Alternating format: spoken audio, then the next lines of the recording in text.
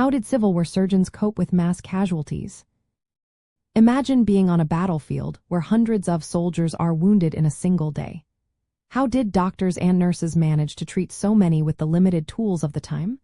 Civil War surgeons faced enormous challenges when dealing with mass casualties. They developed a system that combined quick triage, organized evacuation, and staged treatment facilities. Early in the war, medical services were not prepared for the huge number of injuries. Surgeons had to think fast and adapt quickly. They started by giving first aid at the regimental level, where basic care was provided. Soldiers who could not return to battle were sent to nearby field hospitals. These hospitals were often in buildings like homes, churches, or barns close to the front lines. Inside, surgeons performed emergency surgeries, including amputations, often under tough conditions with limited supplies. A major breakthrough was the introduction of triage, a system that sorted wounded soldiers by how badly they were hurt. This idea was pioneered by Union Army Medical Director Jonathan Letterman. Triage helped surgeons decide who needed immediate care and who could wait.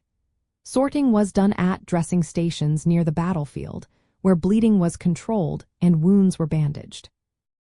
The ambulance corps, also created by Letterman, played a key role in moving wounded soldiers quickly from the battlefield to hospitals.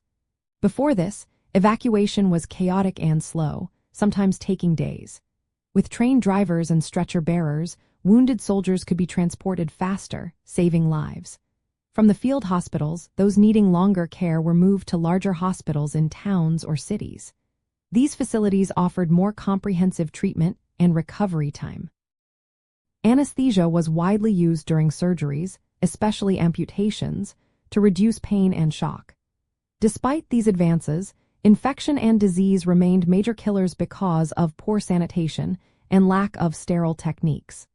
The staged system of care, from frontline first aid to distant hospitals, helped surgeons manage the huge number of casualties during major battles like Antietam and Gettysburg. For example, at Antietam, about 23,000 wounded soldiers were evacuated and treated within 24 hours, a big improvement over earlier battles. In the end, Civil War surgeons coped with mass casualties by creating a structured approach that included triage, organized evacuation, and multiple levels of treatment.